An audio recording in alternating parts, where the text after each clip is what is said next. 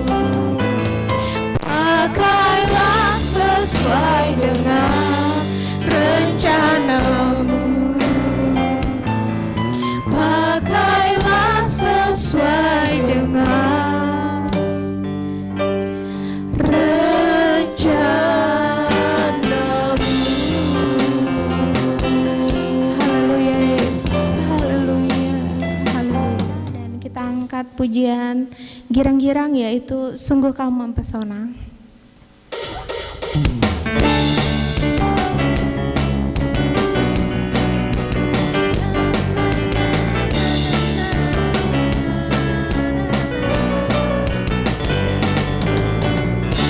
Sungguh Kau mempesona, segala perbuatanmu hapuskan raguku.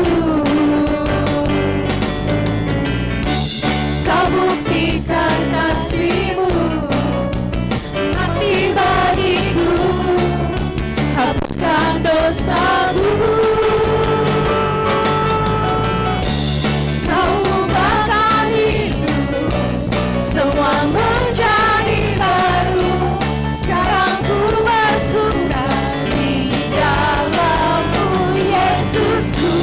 Kau jagai hidupku, melangkah di jalan-Mu, sampai ku terima mahkota kehidupanku. Na na na na na na na, shalalala.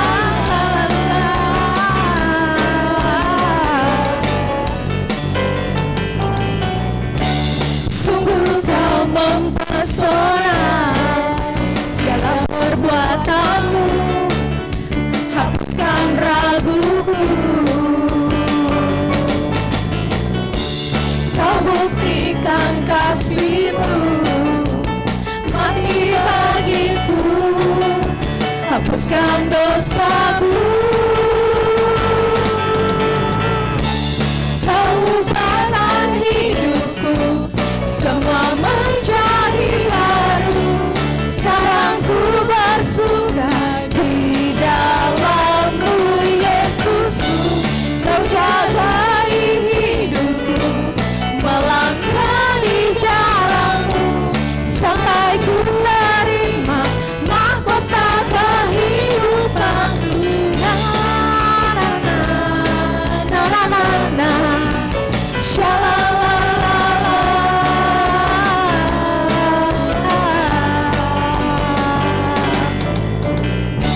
Sungguh Kau mempesona, segala perbuatanmu hapuskan raguku.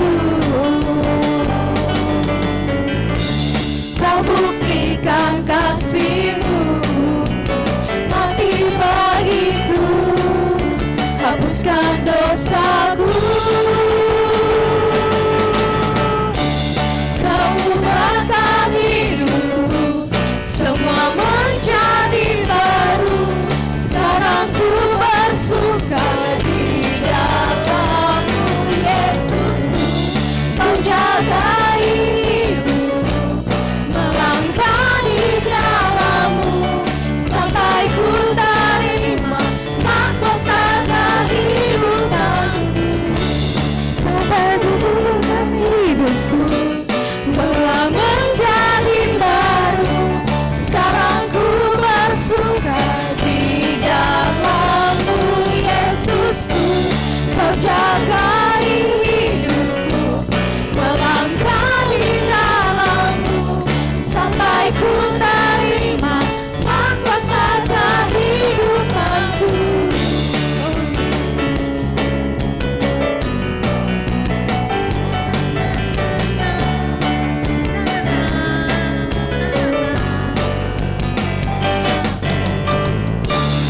Haleluya. Puji nama Tuhan, kita sudah memuji membesarkan nama Tuhan. Tiba saatnya kita akan mendengarkan renungan firman Tuhan.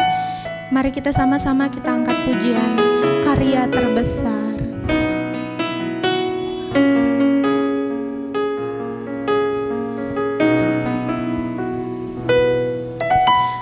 Kasih yang terindah, hati yang mulia, hanya ku temukan di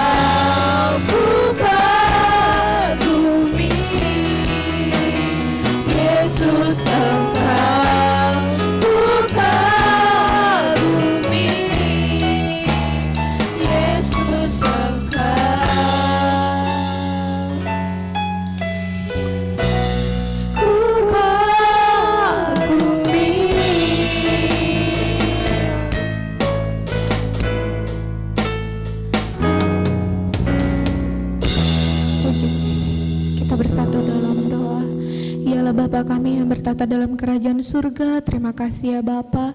Kiranya biarlah puji-pujian kami ini berbau harum di hadapan-Mu ya Bapa. Ya Bapa, kiranya sekarang kami ingin mendengarkan sebagian dari firman-Mu ya Bapa. Kiranya Engkau berkati mulut bibir hamba-Mu yang membawakannya ya Bapa. Kiranya biarlah apa yang dia bawakan ya Bapa boleh dapat bertumbuh dan berbuah di dalam hati kami masing-masing ya Bapa. Ya Bapa, hanya ini saja doa kami. Kami alaskan doa kami hanya di dalam nama Tuhan Yesus Kristus. Haleluya, haleluya, amin. Haleluya, puji Tuhan. Kembali lagi kita akan dengarkan firman Tuhan sore hari ini. Dan langsung saja kita lihat kebenaran firman Tuhan dalam 2 Korintus 3 ayatnya yang ke-14. Saya akan bacakan buat kita. Tetapi pikiran mereka telah menjadi tumpul, sebab sampai pada hari ini selubung itu masih tetap menyelubungi mereka. Jika mereka membaca perjanjian lama itu tanpa disingkapkan, karena hanya Kristus saja yang dapat menyingkapkannya. Puji Tuhan, firman Tuhan ini, tulisan ini Paulus tulis tertuju kepada orang-orang Israel pada zaman itu, di mana mereka adalah orang-orang yang terpelajar, orang-orang pintar yang dari kecil sudah dididik untuk menghafalkan setiap isi dari kitab Taurat, kitab Musa tersebut. Tetapi di sini Paulus mencatat bahwa mereka mempunyai pikiran yang tumpul, bukan karena mereka tidak tahu tentang Taurat, tetapi Taurat itu, firman itu yang mereka baca tidak disingkapkan dalam kehidupan mereka. Sehingga Paulus menulis bahwa mereka mempunyai pikiran yang tumpul. Dan kalau kita melihat di dalam KBBI, jabaran dari kata tumpul itu yaitu tidak mengerti atau bodoh. Jadi Paulus berkata bahwa orang-orang Israel itu sebenarnya orang-orang yang bodoh, orang-orang yang tidak mengerti. Bukan berarti mereka berpengetahuan yang rendah, bukan. Tetapi justru mereka itu tahu tentang Taurat, tetapi mereka tidak mengerti apa isi yang sebenarnya. Itu tidak disingkapkan karena firman Tuhan bilang tadi hanya Kristus yang dapat menyingkapkannya. Karena kita tahu orang Israel, mereka tidak percaya kepada Yesus bahwa dia adalah Tuhan. Mereka menolak dia, bahkan mereka yang menyalibkan dia. Nah, pikiran yang tumpul bukan berarti pengetahuan dan ilmu yang tinggi bukanlah sebuah jaminan bahwa kita bukanlah orang bodoh menurut takaran Alkitab. Jadi pengetahuan dan ilmu kita yang tinggi, ada yang mungkin sudah sarjana lah, bahkan mungkin sudah master teologi, bukan jaminan bahwa kita ini bukan orang bodoh seperti yang dikatakan firman Tuhan ini. Maksudnya adalah bodoh yang dimaksudkan di sini bukan karena kita tidak mengerti firman Tuhan, bukan karena kita tidak tahu tentang firman Tuhan, bukan. Tetapi karena firman Tuhan itu tidak disingkapkan dalam kehidupan kita. Itu yang firman Tuhan katakan bodoh. Jadi bukan bodoh secara duniawi, bukan, tetapi justru bodoh secara rohani. Nah, kita lihat nih, kita masuk kategori yang mana nanti? Apakah kita ini orang yang pintar cuman sekedar, oh saya tahu Tuhan Yesus, saya tahu dia lahir di mana, saya tahu dia meninggalnya kapan, dan sebagainya, tetapi kita tidak mengerti benar rencana Allah, kebenaran Allah dalam kehidupan kita akan lihat nanti. Apa yang menjadi penyebab manusia tidak dapat mengerti kebenaran Allah? Nah, ini yang menjadi penyebab utama kenapa manusia tidak dapat mengerti kebenaran Allah. Kenapa Paulus bilang orang Israel ini mereka orang yang bodoh karena mereka tidak mengerti dengan benar, tidak pahami dengan benar kebenaran firman Allah, tidak disingkapkan dalam kehidupan mereka. Kalau kita baca dalam ayat selanjutnya, di situ ada kata selubung. Bahkan tadi bilang di ayat 14 tadi ada selubung yang masih tetap menyelubungi mereka. Apa selubung itu? Itu adalah dosa. Jadi dosa adalah satu-satunya penyebab kita tidak dapat mengerti kehendak Allah. Dosa yang membuat manusia tidak dapat memahami kebenaran Allah. Sebab itu perlu adanya Yesus untuk datang ke dunia. Dia menjadi korban untuk menebus setiap kehidupan manusia. Karena Roma katakan bahwa semua orang telah terjerat dalam dosa, telah terlibat dalam dosa. Tidak ada yang tidak berdosa. Jadi semua kita ini ada di bawah hukum dosa. Tetapi karena kematian Yesus, dia membebaskan kita, dia memerdekakan kehidupan kita. Tetapi sayangnya teman-teman, kecenderungan hati manusia ini lebih kepada hal-hal yang berbau dosa. Sehingga ketika mereka sudah terima Tuhan Yesus, mereka masih mau tetap kembali lagi memakai pakaian dosa itu. Jadi seperti korban Yesus itu sia-sia, tidak ada artinya. Karena kalau kita melihat, manusia terbuai dengan segala kenikmatan dunia yang membuahkan dosa. Karena sekali lagi dosa itu enak, ya. Kalau dosa itu tidak enak, tidak ada orang yang mau berbuat dosa. Manusia cenderung ke situ. Sebab itu kalau kita lihat Yohanes 3 ayat yang ke-19, Yohanes 3 ayat yang ke-19, kita dengarkan bersama-sama. Dan inilah hukum itu, terang telah datang ke dalam dunia, tetapi manusia lebih menyukai kegelapan daripada terang, sebab perbuatan-perbuatan mereka jahat. Terang telah datang, Yesus telah datang ke dalam dunia. Bahkan sampai saat ini Dia telah mengaruniakan manusia keselamatan. Tetapi firman Tuhan katakan tadi apa? Manusia lebih menyukai kegelapan. Inilah manusia. Sehingga Yesaya 59 ayat 2 berkata begini, tetapi yang merupakan pemisah antara kamu dan Allahmu ialah segala kejahatanmu, dan yang membuat dia menyembunyikan diri terhadap kamu sehingga ia tidak mendengar ialah segala dosamu. Ini dosa yang menjadi pemisah manusia dengan Allah.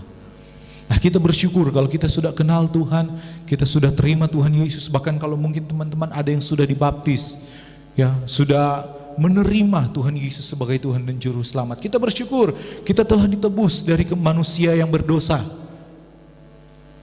sehingga kita menjadi orang-orang yang merdeka. Tetapi kalau kita masih terus mau memakai pakaian dosa itu yang akan terus menjadi pemisah antara kita dengan Allah, sehingga kita akan sulit untuk memahami kebenaran Allah.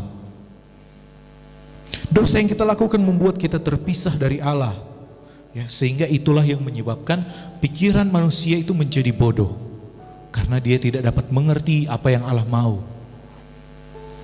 Nah, dalam 2 Korintus 3 ayat yang ke-16, 2 Korintus 3 ayat yang ke-16, bagaimana cara kita untuk terlepas dari selubung atau dosa? Karena kita sudah lihat tadi kan, bahwa manusia cenderung kepada hal-hal yang jahat. Terus bagaimana cara terlepas dari hal tersebut? Mari kita dengarkan bersama-sama 2 Korintus 3 ayat 16. 2 Korintus 3 ayat 16, tetapi apabila hati seorang berbalik kepada Tuhan, maka selubung itu diambil daripadanya. Apabila kita berbalik kepada Tuhan, selubung itu akan diangkat. Ya. Jadi kalau ada dari kita yang masih terjerat di dalam keterikatan dosa, mari firman Tuhan katakan berbalik kepada Tuhan, sehingga selubung itu yang menghalangi kita untuk memahami Tuhan, menghalangi kita untuk memahami kebenaran Allah, itu Tuhan angkat, dan kita dapat melihat kemuliaan Allah. Kita dapat melihat apa yang Tuhan mau dalam kehidupan kita. Yesaya 1 ayat yang ke-18 bilang begini firman Tuhan, marilah baiklah kita berperkara, firman Tuhan, sekalipun dosamu merah seperti kirmisi akan menjadi putih seperti salju, dan sekalipun berwarna merah seperti kain kesumba akan menjadi putih seperti buluh domba. Jadi tidak ada dosa yang tidak dapat Tuhan ampuni. Yang penting hati kita mau benar-benar berbalik kepada Tuhan, minta pertolongan Tuhan untuk Tuhan kuatkan kehidupan kita, untuk meninggalkan segala kehidupan yang lama. Kita mau arahkan pandangan kita kepada Tuhan, sehingga benar-benar kita dapat melihat bahwa Tuhan itu menyingkapkan setiap rahasia-rahasia firman Tuhan kepada orang yang dekat kepadanya. Tidak ada dosa yang tidak dapat diampuni. Pengorbanan Yesus lebih dari cukup. Dia telah membayar kehidupan kita dengan lunas. Ya, kalau kehidupan kita yang dulunya ada begitu banyak dosa, terikat di dalam dosa, Dia bayar semuanya dengan lunas, dengan darahnya yang mahal, sehingga kita terbebas dari hukum dosa. Dan kalau kita sudah menerima keselamatan itu, kalau kita sudah terlepas, Tuhan sudah lepaskan kita dari hukum dosa, apa yang perlu kita lakukan? Filipi 3 ayat 13 sampai 14. Saudara-saudara, aku sendiri tidak menganggap bahwa aku telah menangkapnya, tetapi ini yang kulakukan. Aku melupakan apa yang telah di belakangku dan mengarahkan diri kepada apa yang di hadapanku, dan berlari-lari kepada tujuan untuk memperoleh hadiah, yaitu panggilan surgawi dari Allah dalam Kristus Yesus. Kalau kita sudah menerima pengampunan daripada Tuhan, Tuhan telah membasuh setiap dosa kita dari merah seperti kirmisi menjadi putih seperti bulu domba. Kita telah menerima pengampunan itu. Ini yang harus kita lakukan. Kita meninggalkan semua apa yang ada di belakang. Artinya melupakan. Jangan sampai lihat-lihat lagi ke belakang dan akhirnya terikat kembali dengan keadaan yang dulu. Kita mau berlari-lari kepada tujuan, yaitu panggilan surgawi menuju kepada keselamatan yang kekal. Haleluya, puji Tuhan. Kebenaran Allah adalah satu-satunya jalan terbaik di antara jalan-jalan menyesatkan yang dunia tawarkan. Jadi cuma satu jalan yang akan membawa kita kepada keselamatan, yaitu kebenaran Allah. Kalau kita tidak paham benar ini kebenaran Allah, kita sudah tahu ujungnya kita akan kemana? Kebinasaan. Tetapi karena kita tahu kebenaran Allah, kita tahu jalan Allah yang terbaik dalam kehidupan kita, Dia yang akan menuntun kita kepada seluruh kehendak Allah, dan Dia akan bawa kita kepada kekekalan. Sebab itu mari kita mau terus belajar mengenal apa yang menjadi kehendak Tuhan, apa yang menjadi kebenaran Allah itu kita mau pahami dengan benar-benar, sehingga kehidupan kita berkenan di hadapan Tuhan. Puji Tuhan. Sampai di sini kebenaran firman Tuhan. Kiranya kita semua diberkati lewat kebenaran firman Tuhan, dan kita berdoa biar Roh Kudus yang tolong kehidupan kita semua untuk lebih lagi memberikan pengertian dalam setiap kehidupan kita. Puji Tuhan, mari kita berdoa untuk mengakhiri firman Tuhan dan ibadah kita malam hari. Terima kasih Tuhan Yesus yang baik. Kami bersyukur kalau kami terima kebenaran firman Tuhan pada saat ini. Kami percaya Engkau yang bekerja dengan Roh-Mu memampukan kami untuk meninggalkan segala kehidupan kami yang lama, dan kami mau hidup benar di hadapan Tuhan. Kami mau mengejar kebenaran Tuhan. Kami mau memahami apa yang menjadi maksud-Mu dalam setiap kehidupan kami. Bantu kami Tuhan, bantu kami Roh Kudus, untuk kami boleh hidup benar di hadapan Tuhan. Terima kasih Tuhan Yesus. Semua yang mengikuti ibadah pada hari ini, kami percaya kami semua diberkati. Tidak ada yang sia-sia Tuhan, Engkau perhitungkan semuanya, sehingga Tuhan Yesus kehidupan kami diberkati oleh Engkau, baik jasmani terlebih kehidupan rohani kami. Kami tutup ibadah kami pada saat ini di dalam nama Tuhan Yesus Kristus. Haleluya, puji Tuhan. Amin. Tuhan Yesus memberkati kita semua. Halo teman-teman semua, puji Tuhan, ibadah kita sudah selesai dan saya percaya kita semua diberkati, haleluya. Dan jangan dilupakan untuk Sabtu selanjutnya pada pukul 5 sore kita akan kembali bersama-sama memuji Tuhan di akun YouTube channel TYM. Dan bagi teman-teman yang belum subscribe, jangan lupa Subscribe, komen, dan like. dan share ke akun media sosial kalian semua agar kita semua sama-sama diberkati. Haleluya, puji Tuhan.